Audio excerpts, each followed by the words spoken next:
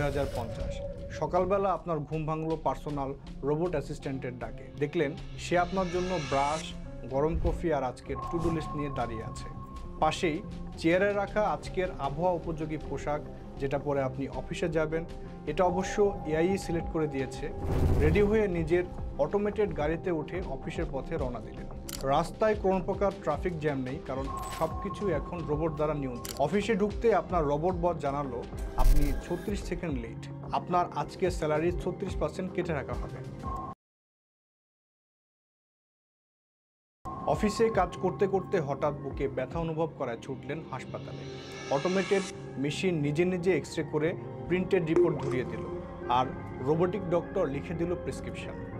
বাসায় ফেরার পথে চারিদিকে তাকিয়ে দেখলেন চারপাশে কেবল রোবট, ড্রোন আর মেশিন। এ যেন নতুন এক পৃথিবী। কিন্তু প্রশ্ন হলো, মানুষরা সব গেল কোথায়? গল্পটা একটা কাল্পনিক গল্প হলেও অনেকটা এই দিকেই এগোচ্ছে এআই। মানুষকে সরিয়ে সব দিকে কেবল এআই অটোমেশনের জয় জয়কার।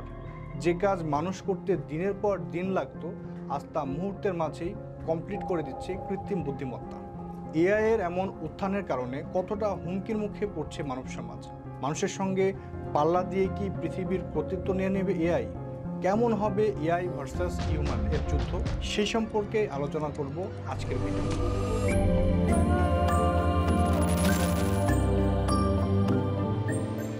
চাকা কিংবা বিদ্যুৎ ছিল পৃথিবীর অন্যতম প্রধান রেভলিউশনারি ইনোভেশন।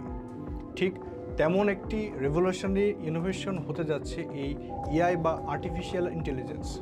এআই বা কৃত্রিম বুদ্ধিমত্তা হলো এমন এক প্রযুক্তি যা মানুষের মতো চিন্তা করতে পারে, সিদ্ধান্ত নিতে পারে এবং নিখুঁতভাবে দ্রুততম সময়ে এটা সম্পন্ন করতে পারে।